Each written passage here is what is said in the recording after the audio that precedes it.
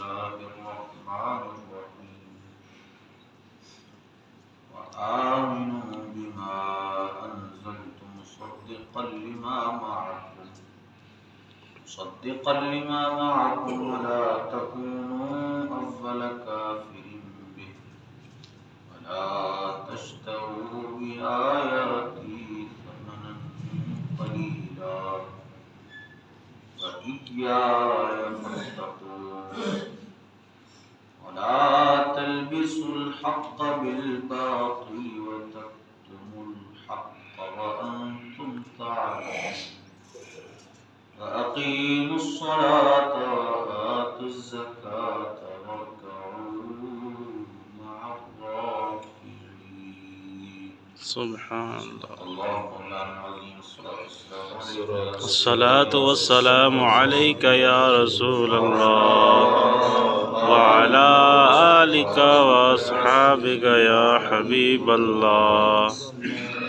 الصلاة والسلام عليك يا نبي الله وعلى آلك وأصحابك يا نور الله. وآمنوا بما أنزلت مصدقا لما معكم، اور ایمان لاؤ اس پر جو میں نے اتارا اس کی تصدیق کرتا ہے جو تمہارے ساتھ ہے. ولا تکونوا اول کافر بہ، اور سب سے پہلے اس کے منکر نہ بنو. ولا تشتروا بآیاتی ثمنا قلیلا، اور میری آیتوں کے بدلے تھوڑے دام نہ لو. وإیایا فاتقون، اور مجھی سے ڈرتے رہو. یہودیوں کے بارے میں یہ یہاں سے آیات جو ہے وہ چل رہی تھی. یہ بھی آیت اسی آیت میں یہودیوں کو حکم ارشاد فرمایا اللہ عز و جل نے کہ جس طرح تمہارے پاس توریت ہے، اب جب میں نے قرآن نازل کیا ہے تو تم پر لازم ہے کہ تم قرآن پر بھی ایمان لے آؤ، کیونکہ قرآن ان باتوں کی تصدیق کرتا ہے جو توریت میں پہلے سے موجود تھی. ہاں تم نے ان کو بدل دیا ہے اپنے مفاد کی خاطر اور اپنی ضروریات کے مطابق، اپنے مسئلوں کے مطابق تم نے اس کو ڈھال دیا ہے. البتہ جو اصل توریت تھی وہ اس کے اندر جو مسائل تھے قرآن جو ہے وہ ان کی تصدیق کرتا ہے. تو تم پر لازم ہے کہ جس طرح تم توریت پر ایمان رکھتے ہو اسی طرح تم قرآن پر بھی ایمان رکھو. پھر فرمایا ولا تشتروا بآیاتی ثمنا قلیلا، اور میری آیتوں کے بدلے تھوڑے دام نہ لو، یعنی میری آیتوں کو تھوڑے داموں میں بیچو نہ. ان آیات سے مراد توریت و انجیل کی وہ آیات ہیں کہ جن میں رسول اکرم صلی اللہ علیہ وسلم کی صفات اور آپ کی نشانیاں بیان کی گئی تھیں. مقصد یہ ہے، اس کا مطلب یہ ہے کہ حضور صلی اللہ تعالی علیہ وسلم کی صفات اور نشانیاں یہ تھوڑی سی دولت کے بدلے نہ چھپاؤ. یہ یہودیوں کا طریقہ کار تھا کہ وہ جو ان کی کتاب میں رسول اللہ صلی اللہ علیہ وسلم کی نشانیاں بیان کی گئی تھی ان کو بڑے بڑے سرداروں سے پیسے لے کر اور اپنے مفاد کی خاطر ان کو چھپایا کرتے تھے اور لوگوں کو بیان نہیں کرتے تھے. تو اسی کے بارے میں اللہ نے ان کو حکم ارشاد فرمایا ہے. اس آیت کا شان نزول یہ ہے کہ یہ آیت کعب بن اشرف اور دوسرے جو یہودی علماء تھے ان کے بارے میں نازل ہوئی جو اپنی قوم سے نذرانے وصول کیا کرتے تھے. تو انہیں یہ اندیشہ ہوا کہ اگر یہ رسول اللہ صلی اللہ علیہ وسلم کی نشانیاں بیان کر دیں گے لوگوں کو اور آپ کی تائید کر دیں گے تو لوگ ان کو نذرانے دینے کی بجائے رسول اللہ صلی اللہ علیہ وسلم کی طرف چلے جائیں گے اور آپ کو نذرانے دینے لگیں گے اور ان کا جو تھا وہ مال بند ہو جائے گا.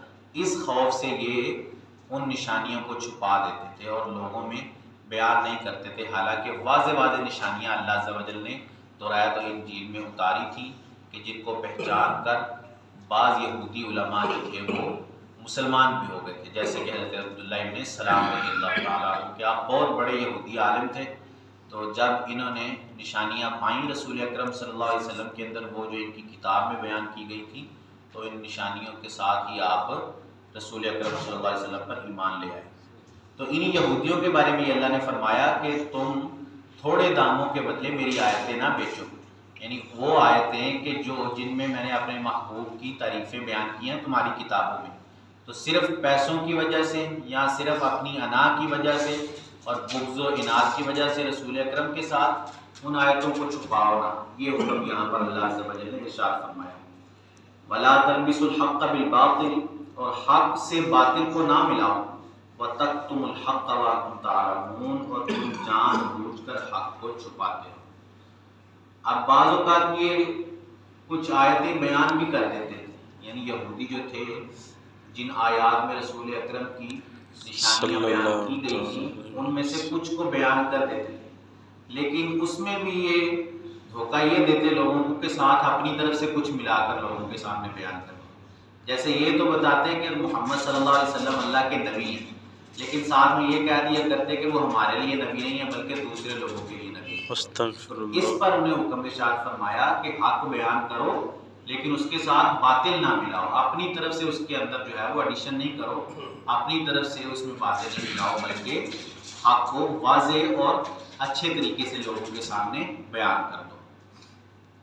وَأَقِیمُوا الصَّلَاةَ وَآتُوا الزَّکَاةَ، اور نماز قائم رکھو اور زکوٰۃ دو، وَارْکَعُوا مَعَ الرَّاکِعِینَ، اور رکوع کرنے والوں کے ساتھ رکوع کرو۔ یہاں بھی یعنی پیچھے پہلے یہودیوں کو یہ حکم دیا گیا کہ پہلے تم ایمان لے آؤ، یعنی جو سب سے پہلے جو ضروری چیز ہے وہ یہ ہے کہ بندہ ایمان لے آئے اللہ پر اور اس کے پیارے حبیب صلی اللہ علیہ وسلم۔ پھر اس کے بعد جو احکامات تھے ان کا تذکرہ اب کر دیا کہ ایمان لانے کے بعد تم پر ضروری ہے کہ تم نماز قائم رکھو اور زکوٰۃ دیتے رہو اور رکوع کرنے والوں کے ساتھ رکوع کرو۔ اس میں جمع کا صیغہ استعمال کیا گیا ہے جو جماعت کی طرف اشارہ کرتا ہے، یعنی جماعت کے ساتھ بندے کو نماز پڑھنی چاہیے۔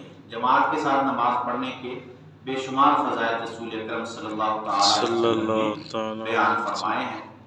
حضرت سیدنا عبداللہ بن عمر رضی اللہ تعالیٰ عنہ سے روایت ہے، نبی اکرم صلی اللہ علیہ وسلم نے ارشاد فرمایا جماعت کے ساتھ نماز پڑھنا اکیلے پڑھنے سے 27 درجے فضیلت رکھتا ہے۔ سبحان اللہ۔ اسی طرح حضرت سیدنا عثمان غنی رضی اللہ تعالیٰ عنہ کے غلام حضرت عمران رضی اللہ تعالیٰ عنہ سے روایت ہے، حضور اقدس صلی اللہ علیہ وسلم نے ارشاد فرمایا جس نے کامل وضو کیا پھر فرض نماز کے لیے چلا اور امام کے ساتھ نماز پڑھی اس کے گناہ بخش دیے جائیں۔ سبحان اللہ۔ حضرت سیدنا ابو ہریرہ رضی اللہ تعالیٰ عنہ سے روایت ہے، رسول اللہ صلی اللہ تعالیٰ علیہ وسلم نے ارشاد فرمایا منافقین پر سب سے زیادہ بھاری نماز عشاء اور فجر کی نماز ہے، اور اگر انہیں پتہ چل جائے کہ ان دونوں نمازوں میں کیا ہے تو وہ گھسڑتے ہوئے اس کی طرف آئیں، اور بے شک میں نے ارادہ کیا کہ نماز قائم کرنے کا حکم دوں، پھر کسی کو حکم فرماؤں کہ لوگوں کو نماز پڑھائے،